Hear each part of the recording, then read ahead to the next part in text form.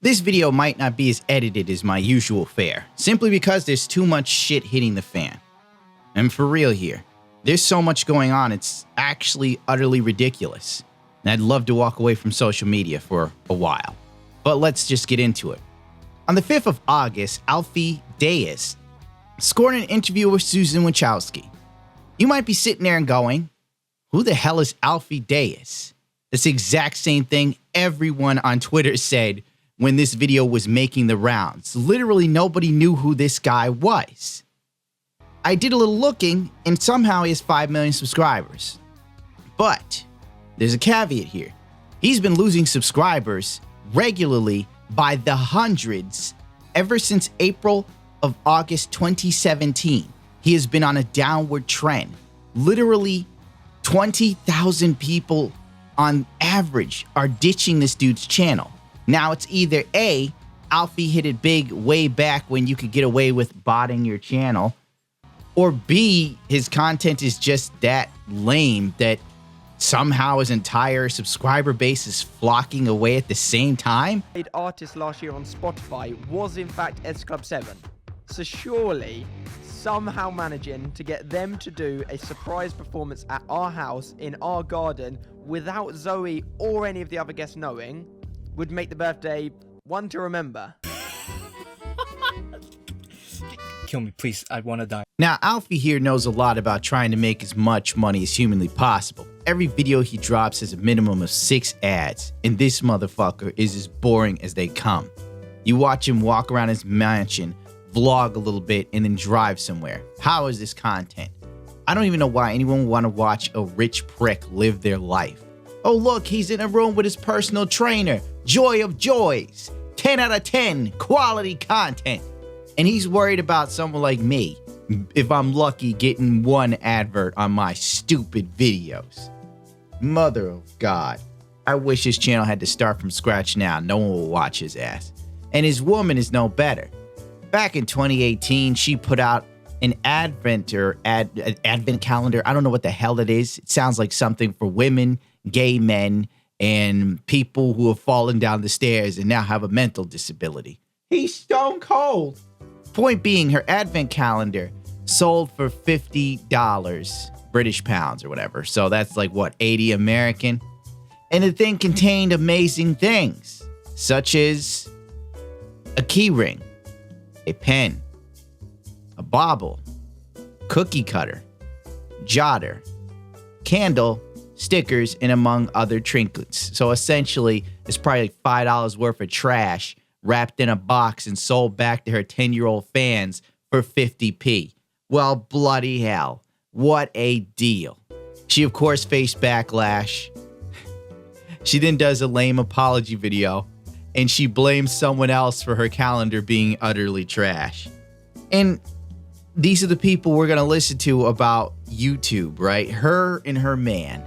2 people who live in a mansion, no less, that has a crazy security team. You'd think that they were the king and queen of England. It's amazing. Basically, Susan Wachowski, who is out of touch with YouTube, is now being interviewed by a YouTuber who is out of touch with his own fan base, let alone the platform as a whole. Multi-millionaires. They're adults that live in mansions with security and massive teams, and that's not always bad. They just can't keep portraying this sort of like, hi guys, I'm just like you, come hang out with me, but pay £100 at the door. I've kind of just hit a wall, and I'm like putting off leaving the house because I know that it's just gonna suck going and trying to get food. It's kind of a rich man inadvertently mocking the poor in a way. When this video was uploaded, I guarantee you it had 5 mid-roll adverts. So he's cashing in big time on pretending to be poor for a bit. I have absolutely no words. The woman who just got arrested for hiding meth in her vagina seems more logical than what I just told you. God have mercy. It's utterly ridiculous. Needless to say, this guy's channel, it's irrelevant. What he has to say, what he thinks, is irrelevant. But for some reason, Susan Wachowski decided to do an interview with him about YouTube's problems, Which then leads me to surmise simply that they don't know what they're doing. No shit. My God, what a revelation, am I right? YouTube's heads don't have any clue what the hell they're doing. Did Susan Wojcicki even look at his metrics, look at his downward trending, look at how badly his channel's doing, and then say to herself, why would we be interviewed by him? He doesn't have his finger on the pulse of YouTube right now. No, they just probably said, oh, he's milquetoast and he has 5 million subscribers. He's garnered a lot of distaste. Because frankly, his questions are stupid. He at one point asked Suzanne Wojcicki about commentary channels such as myself and how we get away with telling lies and making things up and we're printing money. Because I think it's just such a clash of freedom of expression, but then freedom to belong. Like, I know so many people that have had so many negative videos made about them that they don't feel like they belong. Right. And I'm like, Well, I've had this that's not the goal of experience YouTube, but then the other person should have the freedom of expression. Sure. And I'd love for YouTube to say either, no, freedom of expression trumps it, you can say that about other creators, or as a platform we don't agree with that, freedom to belong is more important to us in these scenarios, you can't do that. But because there is no answer, people are literally like printing money at the moment, and YouTube is rewarding it by hating people or just making factually not even correct, like things that if a newspaper said it about somebody, they'd be sued within like 10 minutes. But because there is no laws around it, it's literally like the Wild West, plus you're just making money.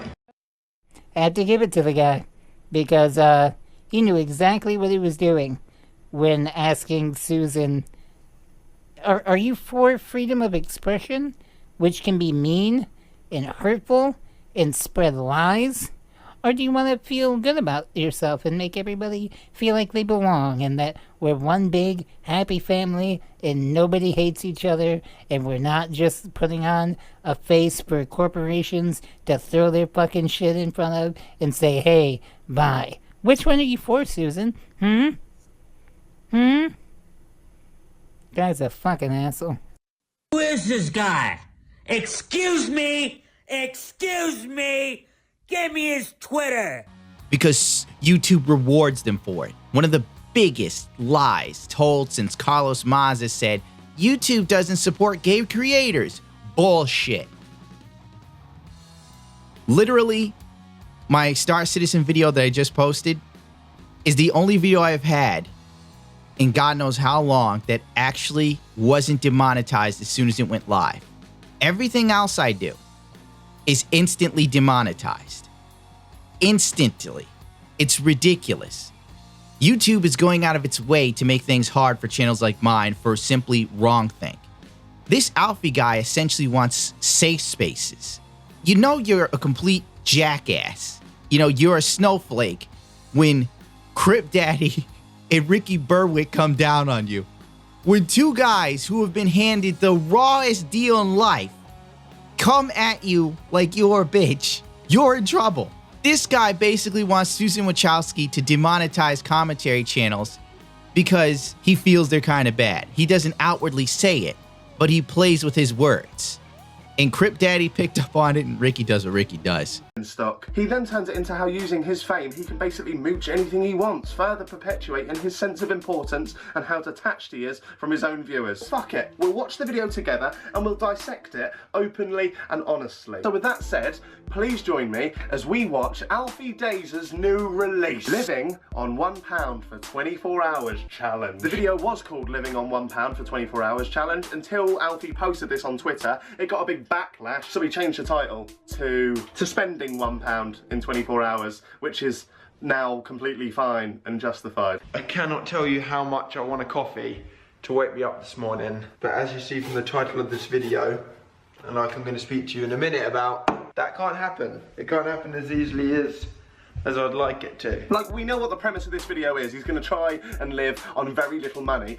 But he opens the video of him in a £1.7 million mansion. Okay. Just realised I can't even use that.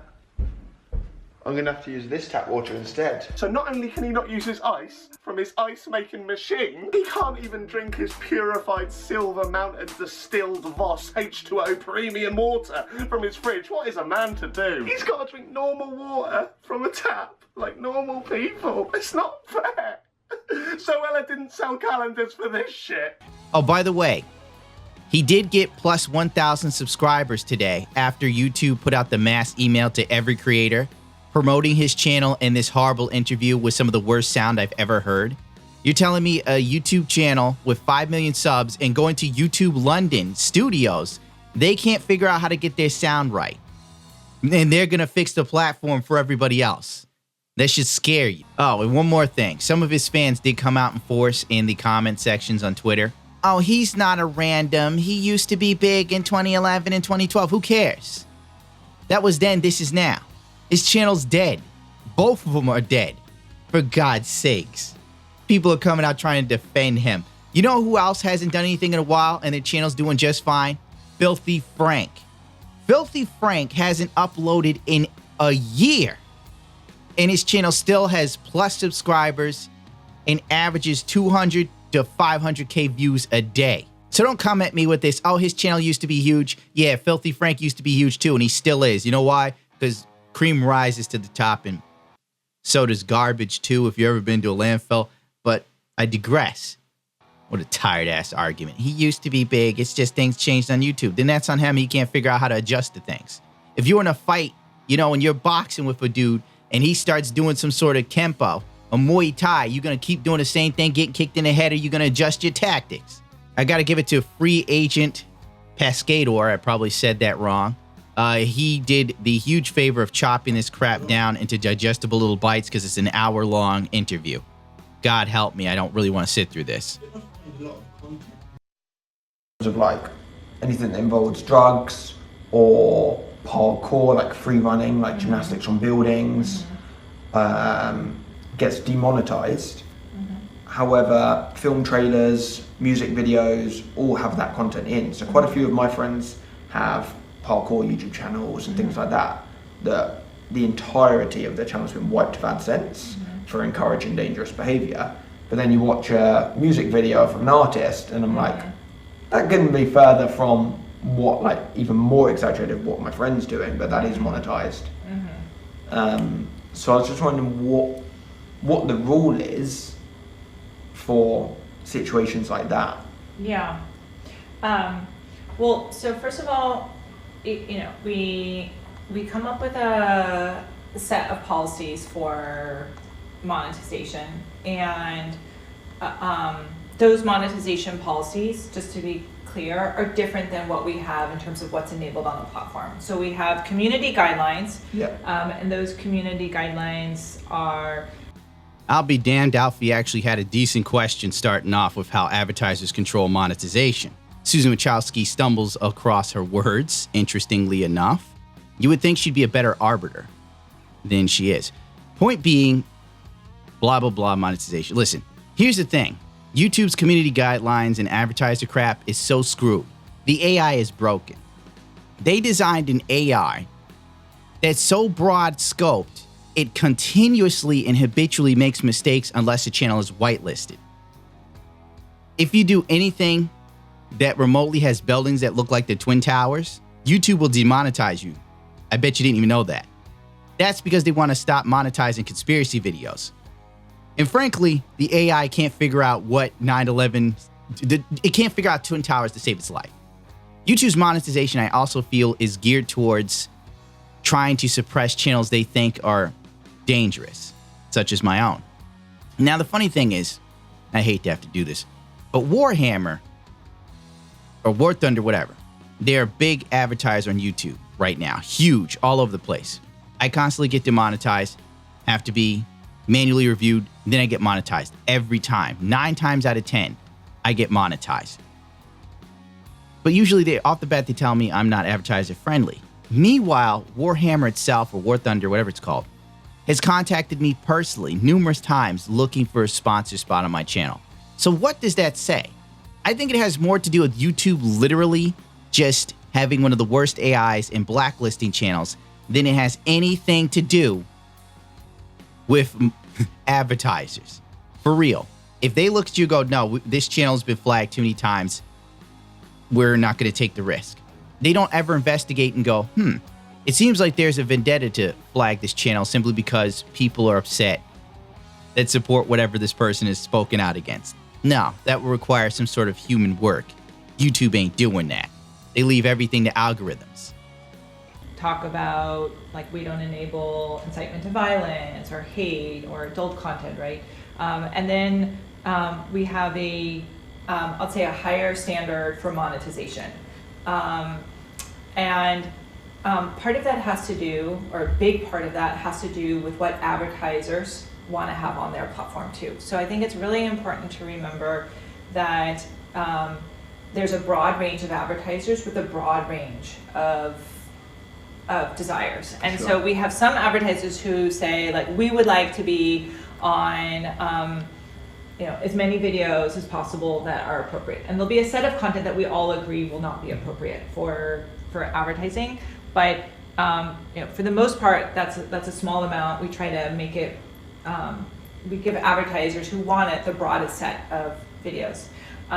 And then we have some advertisers that say, I'm so particular about my brand. I'm so careful, and I only want to appear on certain types of content. And they say, I will actually go through and I will actually hand pick the videos or hand pick the channels that I want. Now, in this clip, Susan Wachowski talks about the artistic component for advertisers. Once again, meaning rap videos, movie trailers, and so on that show glorified violence will still get advertisers because it's an artistic component. But me as a content creator, I'm just screwed because they don't look at what I do as art. When in actuality, I technically believe, even though this is just my personal opinion, you can disagree if you want, the modern day YouTuber, I hate to say such as to myself because it seems like I'm tooting my own horn, this is a form of art. It's an abstract art in video format because in this day and age, people rather watch videos than go to an art gallery and see me paint something weird. In a way, this is my activism. This is me expressing how I feel towards a culture that is devolving, that is turning in on itself. But hey, I'm not Post Malone stabbing a dude in the heart with a knife. I don't need any advertising. I made fun of a Twitch thought. I'm bad. That we are handling. And a lot of times when we're looking at videos and we're looking at what makes sense for monetization, a lot of times it's a reflection of what advertisers want to appear on. And we're looking at that artistic component of what makes sense. And so, if you look at a video and it's done by a top, like a music artist who has a song that's like one of the top songs, that will be taken into consideration from a advertiser standpoint. For sure. Yeah. And something that some set of advertisers will want to show up on. And so basically we look at that artistic component to try to understand what makes sense for advertisers.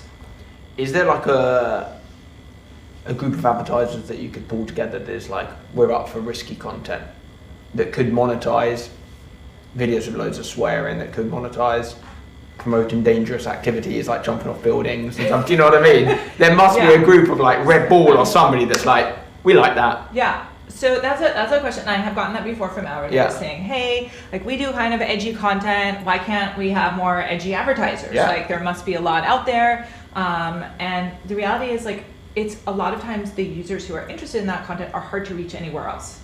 Meaning that they have, a lot of these contents attract very valuable audiences. Mm-hmm. And so we have been working on trying to do that matchmaking and making sure that we can bring advertisers to the right set of content. So for example, like, I'll give a set of advertiser content that doesn't make sense always to show up on all types of content, which is a lot of times film or horror movie, right? Like a horror film advertisement, like, we also need to be careful where that shows up, because there'll be a set of users that it could be scary for them to see, right? But whereas appearing on like a more edgy content could make more sense. So that would be an example of the kind of matchmaking that we're thinking about how to do. At least they have something remotely interesting called matchmaking. At this point, Susan Wachowski talks about how they're working on trying to get some more adult-oriented ads for edgier content creators, which would be smart. I mean, hell, vape commercials. Look how much Budweiser spends on the Super Bowl. You can't have a Budweiser commercial for me? Hell, you don't think I won't be running around with a Marlboro t-shirt on if these assholes sponsor me? You got another thing coming. And Marlboro's killed my grandfather. He died of lung cancer. He was a Marlboro man. He'd be proud of me if he saw that Marlboro was sponsoring me. I can see it now, my grandfather looking down from heaven. There's my grandson, Tony. Look at him go. He's got a Marlboro sponsorship. Then my grandmother, because she's dead too, would go, his name's not Tony. He looks like a Tony to me. My grandfather actually always called me Tony. It wasn't my name, but he didn't give a fuck I was Tony. Here's the one that could affect your old boy Gundam. Creator-on-creator harassment. What is it? When will it be implemented, and what are the punishments? Susan's actual quote was, "These are great questions, and I would like to know the answer to them too." What? She doesn't even know what's going on. Wow.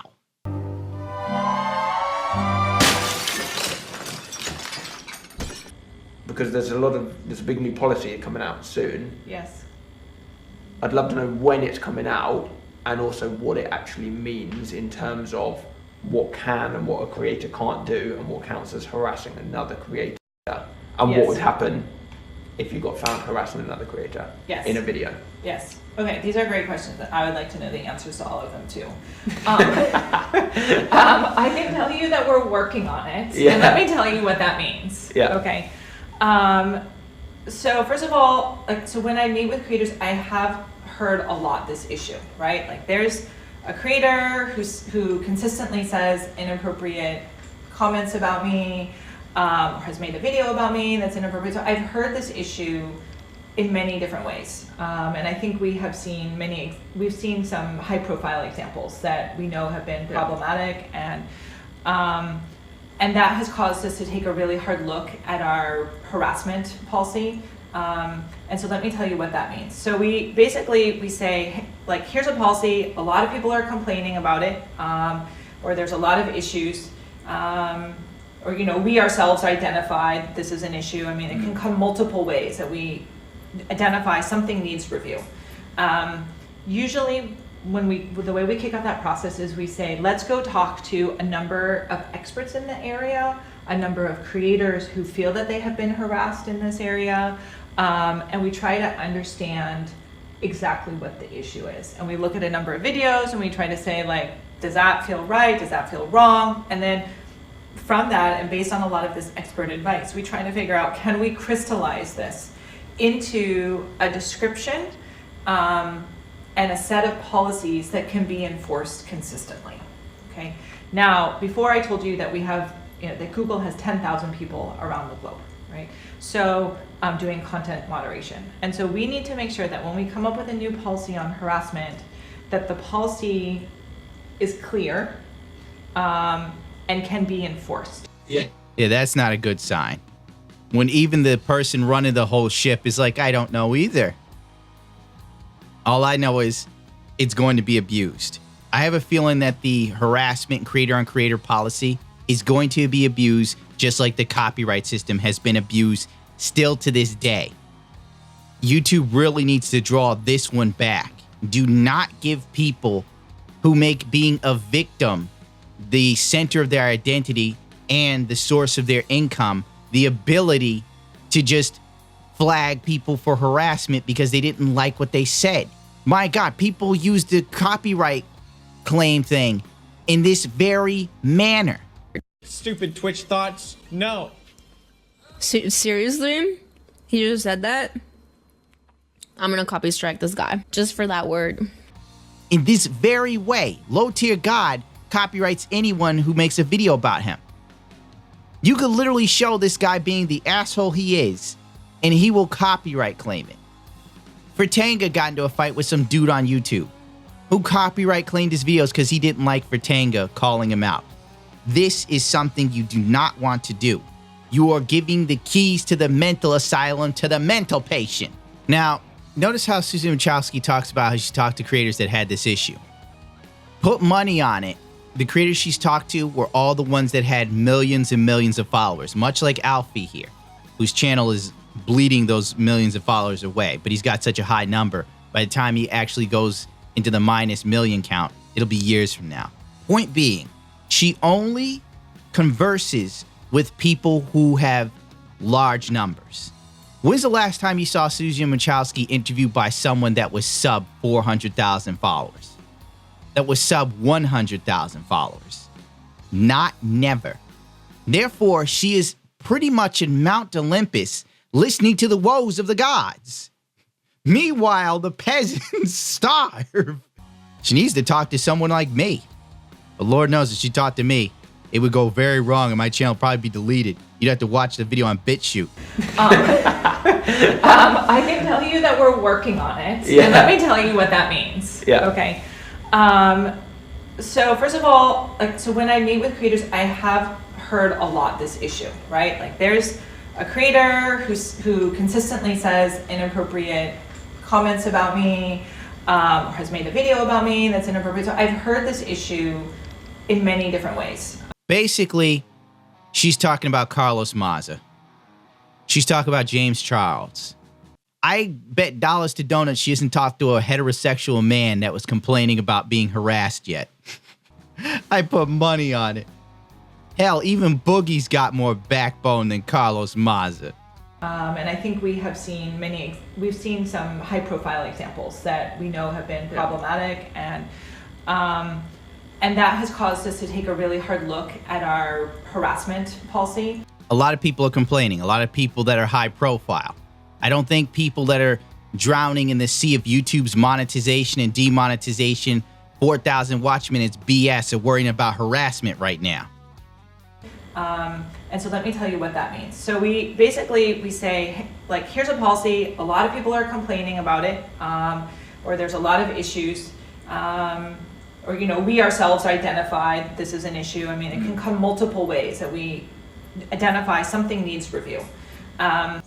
See, this is all really bullshit. I have videos made about me. There's some people, for Tank is like, Gundam, there's some guy making hour-long videos about you and how you suck or something. I'm like, who cares? What am I gonna do? Get butthurt over it? Fuck it. Everybody's got their opinion. That's how life works. You know, we're like getting to the point now where everything has to be so cuddly-wuddly. People can't take any form of criticism whatsoever. It all started with those damn participation trophies. The second that became a thing, America was done. It was over. George Washington rolled over in his grave, opened the casket, did a double backflip, then got back in it. And it's ridiculous. Why are we worried about people who have huge followings and make large amounts of money getting their feelings hurt? If someone calling you a piece of shit is the biggest problem in your day, but you drive a Lambo or like some special edition Tesla, I'm sorry, I don't cry any rivers for you. I mean, seriously, what is this? The whole James Charles thing, I still don't care what people have to say about him. In a sense of who cares if he was hurt by it or not. He's got one of the biggest channels going. He has $1 million contracts. He has meet and greets where you pay $500 if you want to meet him personally. $500. All of a sudden, we got worried about this motherfucker's feelings. Get out of here. Get out of here. Jesus Christ almighty. Yeah, I miss back when gay men were still men. Gone are the days of Freddie Mercury. Rob Halford from Judas Priest is all we got left, and once he dies, we're in trouble. Expert input. I'm pretty sure these are people who are completely detached from the real world. You know, what is YouTube going to do about, like, you know what's funny? YouTube's worrying more about creator and creator harassment simply because of the Carlos Maza thing and the whole James Charles thing. Notice how YouTube isn't worried about the multitude of animal abuse videos that are on this damn site. Why aren't you guys drafting something about that? Oh, that's because the animals don't have a huge following. Unfortunately, Grumpy Cat's dead. So we'd have to, if Grumpy Cat was still alive and we could get a video of someone hitting Grumpy Cat in the head with a stick, then we might get policies to help fight animal abuse on YouTube. But until then, we have to make sure that big YouTubers don't get their feelings hurt and they don't have to cry into their beds full of money. And a set of policies that can be enforced consistently. Okay. Now, before I told you that we have, that Google has 10,000 people around the globe, right? So doing content moderation. And so we need to make sure that when we come up with a new policy on harassment, that the policy is clear and can be enforced. YouTube, a policy that's clear and can be enforced. YouTube makes policies all the time that make no sense and are enforced poorly. Literally, YouTube will strike me for something, then I send it to like the person I know on the creator thingy, because if you go through creator help support email, they'll treat you, they don't know what the fuck they're doing. Then you go to this guy and he goes, you didn't break any rules, this isn't wrong. We'll have the strike lifted. And not everybody has the luck to actually contact somebody outside of YouTube and outside of email to show that, hey, I've been falsely flagged, this is BS. That's how screwed up this system is, and they're gonna add something else in place that will lead to even more confusion and issues. Is anybody actually thinking over there? And the answer is no. They're so busy worried about people's feelings that opinions will now be a problem. Words will become weapons. You see, the government doesn't need to become Big Brother because apparently the big tech companies are already trying to do it. If YouTube gets rid of its commentator channels, they're going to fall into another one of those things where they start losing money again. YouTube just recently came back from hemorrhaging a whole ton of money, a couple billion, after their last great ideas to really censor channels. They rolled it back, started making money again. Now we're going to try this one more time. Freedom, because I think it's just such a clash of freedom of expression, but then freedom to belong. Like, I know so many people. This is the part where I get upset with this Alfie character. Who the fuck needs to belong? Like, for real, if you're getting criticized for something, it's probably because you did something really screwed up. Like when Jake Paul and Rice Gums were literally marketing real-life loot boxes to kids. You think YouTube's gonna police that? They don't give a rat's ass. Hell, YouTube monetized it. These guys run and do that. The community actually polices itself and calls them out. Rice Gums put out some fake-ass video where he squeezes out some crocodile tears. He does it every time he gets in real trouble. You can tell when he's faking it. And then gives out expired Amazon codes to his fans. $20 worth. What a hero. He's saying he got paid $200K to do that video, and he gives his fans $20 of expired Amazon cards. YouTube looks at this, that's fine. What Rice Gums is doing, it'll be protected. But me, I'm the problem. It is clown world. That meme is right. This is fucking clown world. You know, if something big happens for me outside of YouTube with the way it's looking, and YouTube starts giving me this sort of heave-ho later, Papa Gundam might not come back. This is ridiculous. Every time I turn around, there's something just screwed up and they don't know what they're doing. They need outside influence. It's like Congress. You got all these guys in there making laws about the internet. These old men, old as shit, making laws and ideas, taking lobbyist money and listening to parties that have vested interests instead of actually going to the people. YouTube is doing the same exact thing. They get so far out of touch, they get so within their bubble that they do not listen to the whim of the people. My God, if this keeps up, we're gonna have like a French Revolution for YouTube. Vive la resistance! Right. And I'm like, well, I've had this that's not the goal of YouTube, but then the other person should have the freedom of expression. Sure. And I'd love for YouTube to say either, no, freedom of expression trumps it, you can say that about other creators, or as a platform we don't agree with that, freedom to belong is more important to us. What a dumb idea. He wants YouTube to either go one extreme opposite or the other. Frankly, actually, there's only one correct path, freedom of expression. That's what the whole platform was founded on. People should have the freedom to say what the hell they want. That was the whole point of YouTube. It was to get away from television. If you go to this whole, we need belonging, then there's no point to this. You don't have the right to belong even in society. This was edited, censored, banned because it may cause offence. I'm sorry, but no one has a right not to be offended, because offence, it's entirely subjective.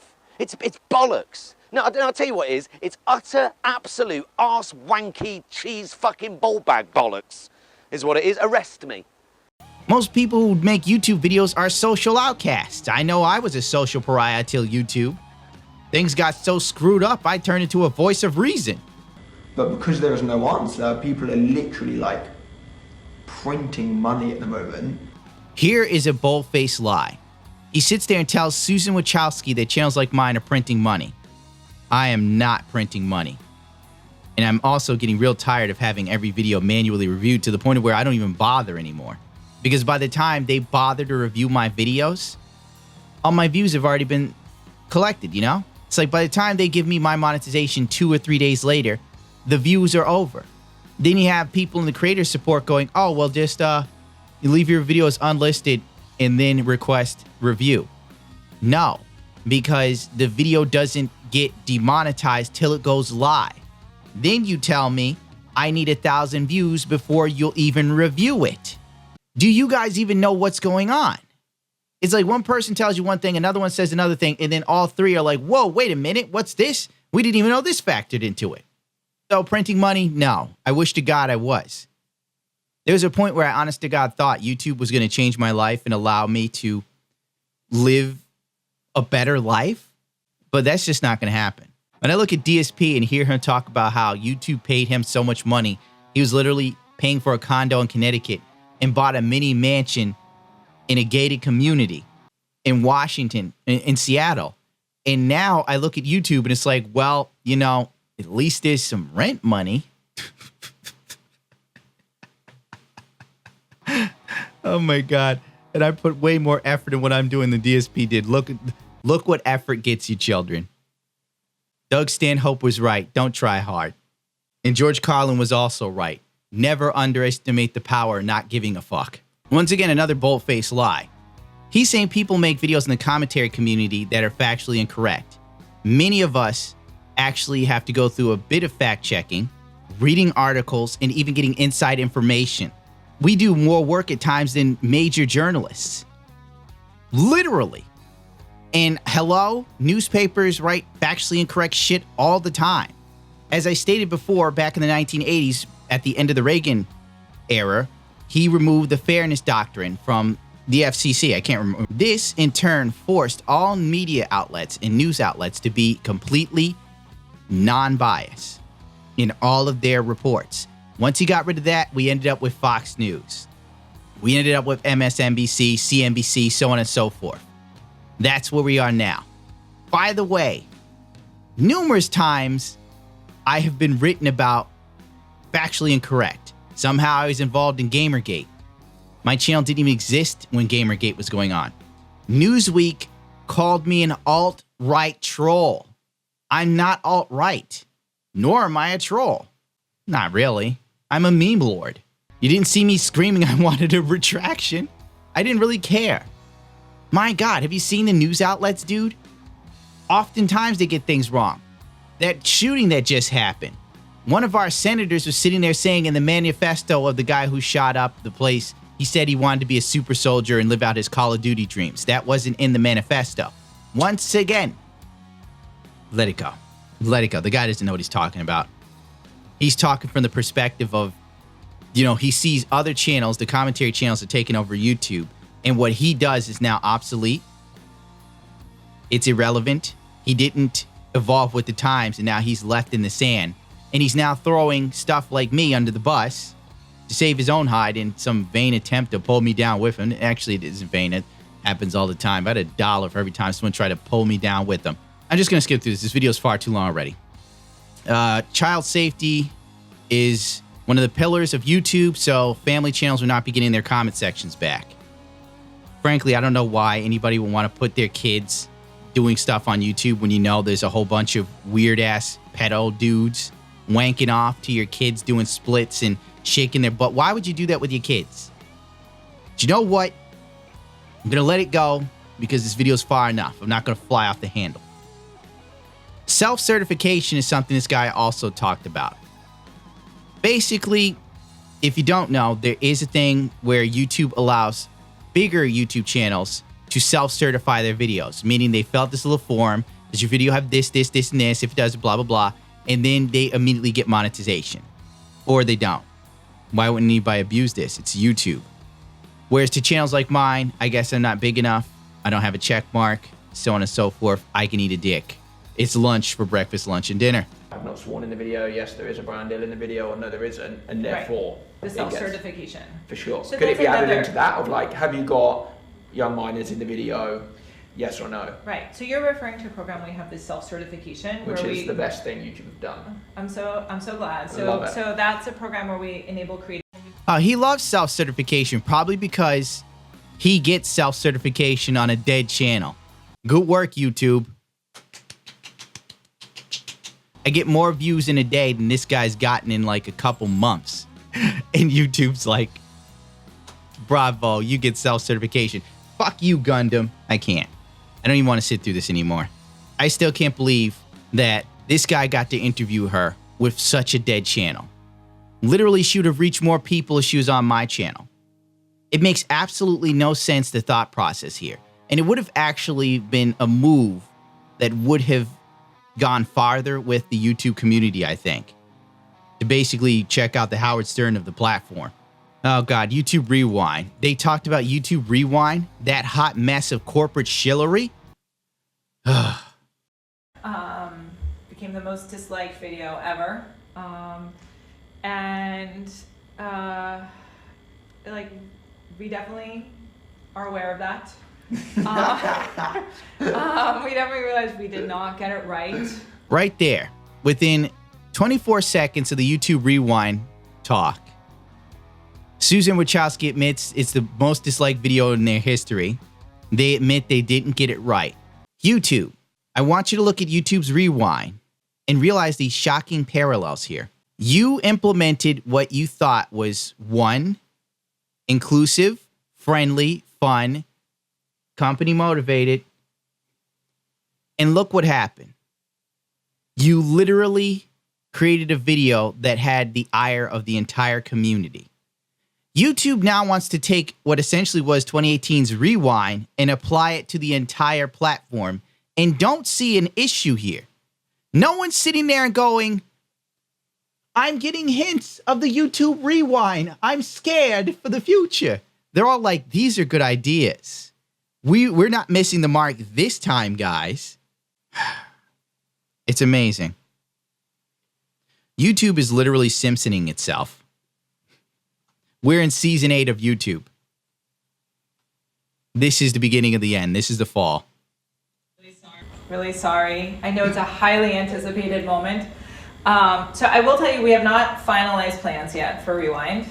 Yeah. But the recommendation of the team, which I think is consistent with my recommendation of what we should do, is to go back to our Rewind roots. Okay, so Rewind started as just a review of what some of the top moments of the year were on YouTube. And I'd like us to do that and just be true to whatever the data says, like whether they were good moments or bad moments, like just say, look, these were the biggest moments. Okay. And so that's where I think we're headed, is to just go back to initial Rewind roots and to do that on a factual basis. So, but still, stay tuned. We'll update you more as we know more. Okay. But we know that video did not work. We got the message. Everybody was awesome. Once again, you realize that the Rewind didn't work and you got the message, but you're going to do the same thing again with the entire platform. My God, sometimes people don't learn until the house burns completely down, I guess. I got nothing left. I don't really want to sit through this. At one point, Susan Wachowski says that her kids said that the Rewind was cringy. Wow. You know, like, great. Your kids have their finger on the pulse of what's going on more than you, and you run the fucking company. I still don't understand why she did an interview with Alfie. Literally interviewing this guy about the issues of YouTube would be the equivalent of going to a grave and talking to a dude who died in the 1930s. His channel's that far over. What do you think of the new iPhone? What's an iPhone? I hope that we can get a new horse and buggy. Like, my God. Once again, out of touch. And as Hall & Oates say, you're out of touch, you're out of time. God, I was hoping YouTube would transition into something better for me. I was really hoping I'd get that Total Biscuit seat, but it looks like I'm going to be serving people Total Biscuits at Wendy's or KFC. Fuck this, I'm out.